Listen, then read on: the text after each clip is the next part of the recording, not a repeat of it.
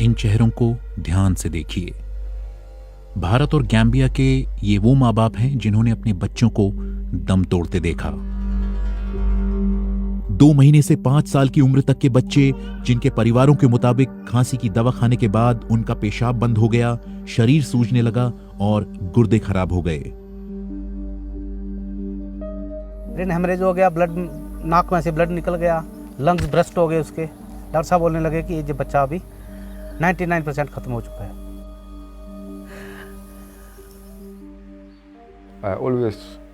मुझे उसका चेहरा और उसकी आंखें हमेशा याद आती हैं, क्योंकि वो मेरी आंखों के अंदर देख रहा था।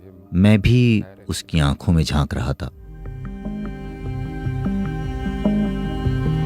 Syrups produced by Maiden Pharmaceuticals Limited in India. विश्व स्वास्थ्य संगठन ने चेतावनी दी थी कि भारतीय कंपनी मेडन फार्मास्यूटिकल्स के बनाए 4 कफ सिरप द गैम्बिया में बच्चों की मौत से जुड़े हो सकते हैं और उनमें अस्वीकार्य मात्रा में डाइथिलीन ग्लाइकॉल और एथिलीन ग्लाइकॉल है।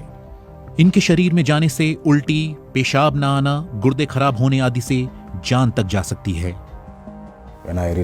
जब मुझे पता चलता है कि ये दवा भारत से है, मैं उस दवा को नहीं छूता। इस जहर ने कथित तौर पर द गैम्बिया में करीब 70 बच्चों की, जबकि भारत में एक मामले में कम से कम 12 बच्चों की जान ली।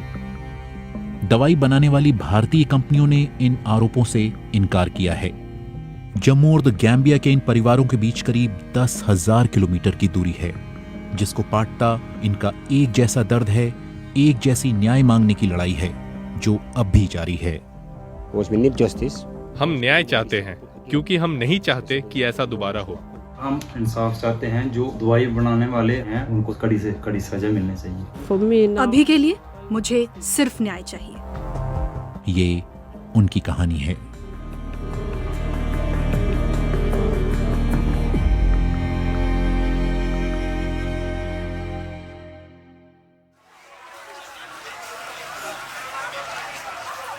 पश्चिमी अफ्रीकी देश द गैम्बिया। अफ्रीका के दूसरे देशों की तरह यहां भी दुनिया की फार्मेसी कहे जाने वाले भारत में बनी दवाइयां बड़ी मात्रा में पहुंचती हैं। यहां द गैम्बिया में बच्चों की मौत के बाद भारत के उस तमगे पर सवाल उठने शुरू हो गए थे। यहां जांच रिपोर्टों ने भारतीय कंपनी मेडन फार्मास्यूटिकल्स को त्रासदी के लिए जिम्मेदार ठहराया। सवालों के घेरे में फंसी भारतीय कंपनी और भारत सरकार दोनों ने आरोपों से इनकार किया है।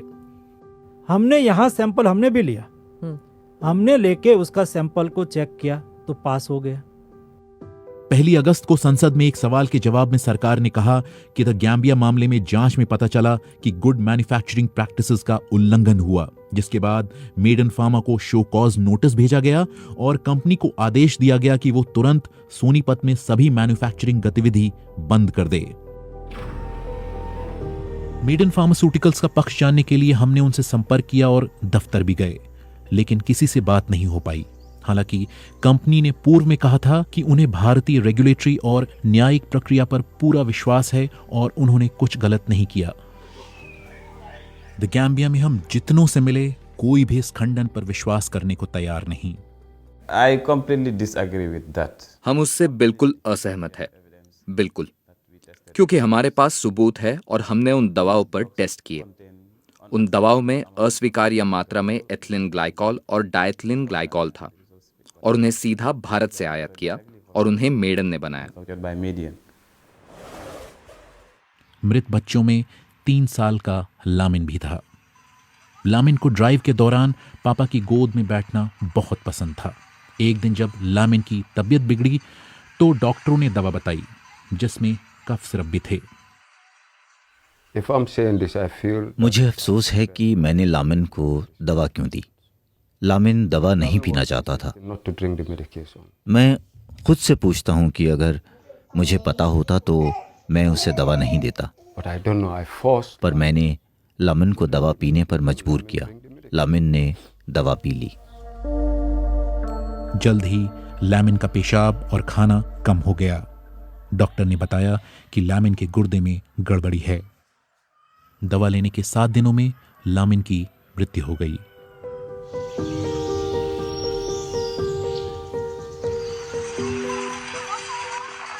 ऐसा ही कुछ 22 महीने की अमीनाता के साथ हुआ। पिता मोमोदू अक्सर बेटी की कब्र पर उसे याद करने जाते हैं। अमीनाता को भारी खर्च पर इलाज के लिए पड़ोसी देश सेनेगल भेजा गया। पिता ने आखिरी बार बेटी का चेहरा एक वीडियो कॉल में देखा। अमीनाता अस्पताल के बिस्तर पर बेसुध लेटी थीं। मैंने उससे बात करनी चाहिए। मुझे उसका सिर हिलता दिख रहा था। मैं चाहता था कि उसे पता चले कि ये मैं हूं, उसके पापा। मैंने पूछा, क्या तुम मुझे देख सकती हो? तुम कैसी हो? उसकी माँ भी उसे कह रही थी, तुम्हारे पापा तुम्हें बुला रहे हैं, और ये सब चीजें।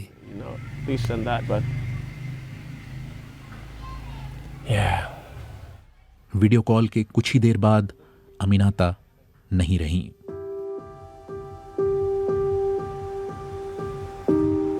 दुनिया के सबसे गरीब देशों में से एक द गैम्बिया के लिए भारत में बनी अपेक्षाकृत सस्ती दवाएं बेहद जरूरी हैं, लेकिन बच्चों की मौत के बाद भारत में बनी दवाइयों पर भरोसा कम हुआ है।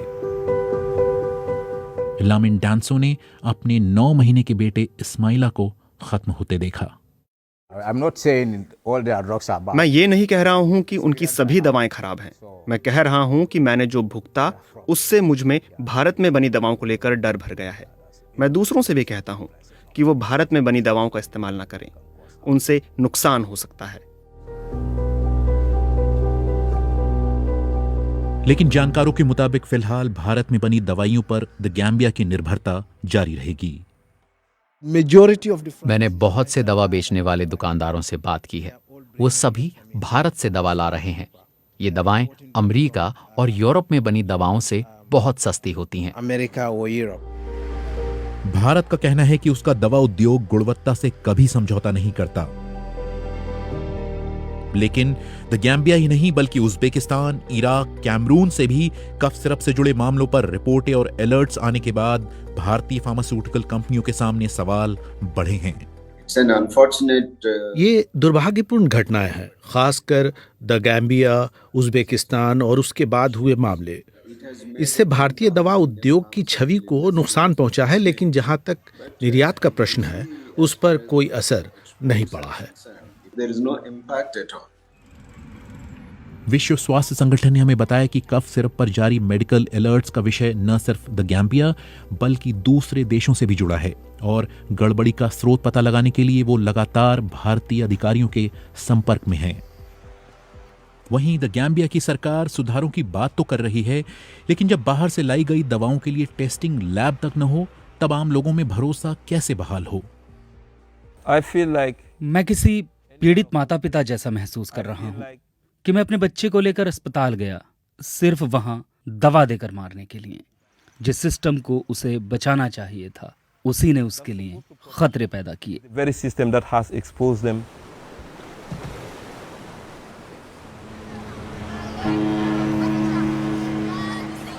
हम इस वक्त एक फेरी में हैं और गैम्बिया सेनेगल की जो सीमा है उस तरफ जा रहे हैं, क्योंकि हमें बताया गया है कि जो अधिकारी हैं उनके लिए एक बड़ी चुनौती है जो देश के भीतर सामान आ रहा है उसकी चेकिंग करना और उसके लिए जो ज़रूरी संसाधन हैं उनका उपलब्ध न होना।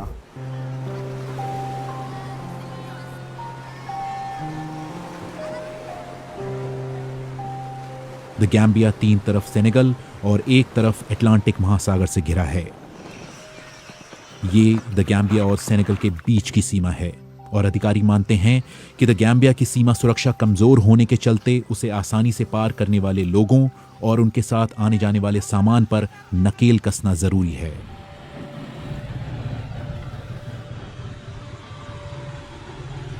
सरकारी दावों के बावजूद मृत बच्चों के परिवारों का कहना है कि पिछले 1 साल में स्वास्थ्य व्यवस्था में कुछ नहीं बदला है और वो न्याय चाहते हैं। न्याय की यही मांग आपको यहां से हजारों किलोमीटर दूर जम्मू के रामनगर में भी सुनाई देगी।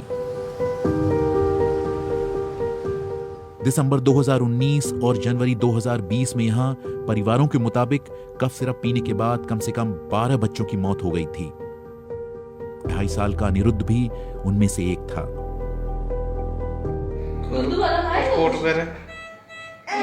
ये वाला दूध वाला दूध वाला खाएगा? अनिरुद्ध का अस्पताल का ये वीडियो उसकी मौत से 3 दिन पहले का है। सांस नहीं ले पाता था आराम से, कुछ खा नहीं पाता था, आंखें खोलना मुश्किल हो गया था क्योंकि उसकी स्वेलिंग ज़्यादा हो चुकी थी उसके फेस पे, आंखें खुलती नहीं थी उसकी।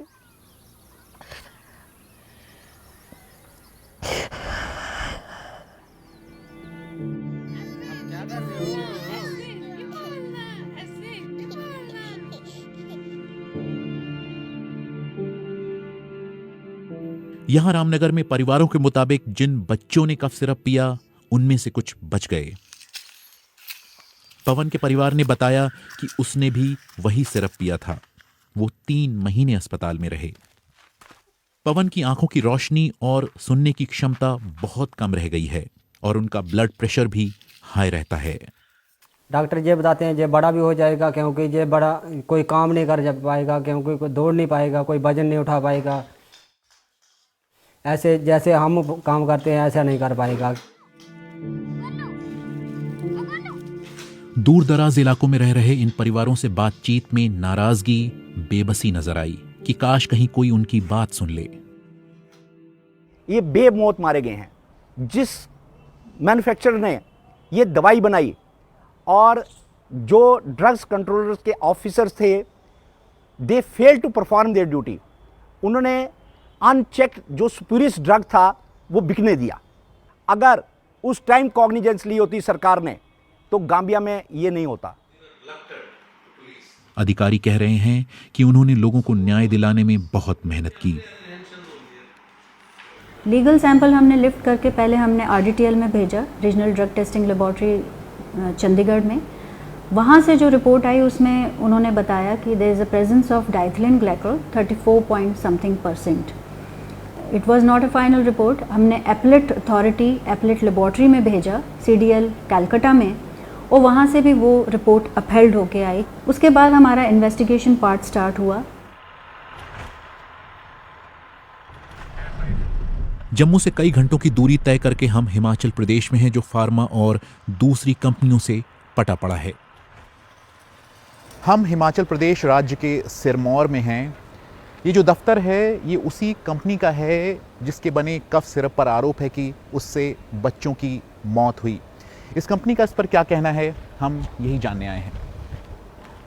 कंपनी के मालिक परशोत्तम गोयल से तो हम नहीं मिल पाए, लेकिन फोन पर उनका दावा था कि मृत बच्चों ने उनकी कंपनी की दवाएं नहीं खाईं। अब हम बच्चे मारने के लिए थोड़ी बैठे यार, हम वहाँ किसी के बच्चे क्यों मारेंगे? क्यों? हमारे बच्चे भी तो घर के हैं, तो हम तो मेडिसिन बना रहे हैं, हम कोई जहर थोड़ी बना रहे हैं। पुलिस की जांच के बाद मामला अदालत में है। हमें बताया गया कि बच्चों की मौत के बाद 6 महीनों तक फैक्ट्री बंद रही, लेकिन अदालत के आदेश के बाद फैक्ट्री को दोबारा खोल दिया गया।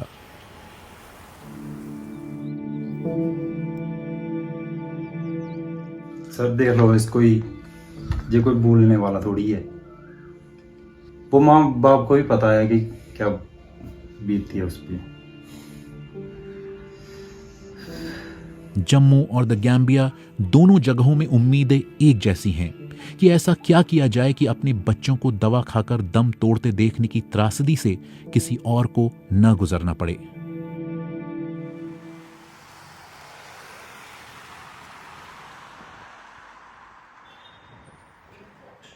One of, I think, the key people who can help. भारतीय अधिकारी शायद इसे नियंत्रित करने में मदद कर सकते हैं। Authorities, regulatory authorities. वो दवा बनाने वाली कंपनियों को नियंत्रित करने में मदद कर सकते हैं।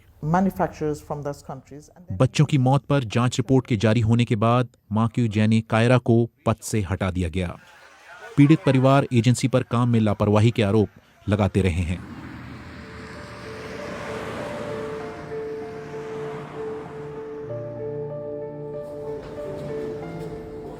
द गैम्बिया में परिवार न्याय की मांग करने स्थानीय अदालत पहुंचे हैं और कहा है कि वो भारतीय या अंतर्राष्ट्रीय अदालतों का दरवाजा खटखटाने से नहीं हिचकिचाएंगे।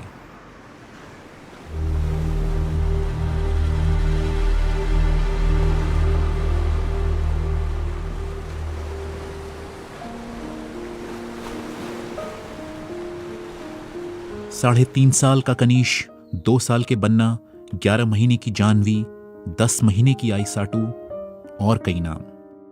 परिवार चाहते हैं कि कानून पूरी सख्ती से दोषियों के खिलाफ काम करे और उन्हें पता है कि लंबी चलने वाली ये लड़ाई आसान नहीं होगी। डेवलिन रॉय के साथ विनीत खरे, BBC।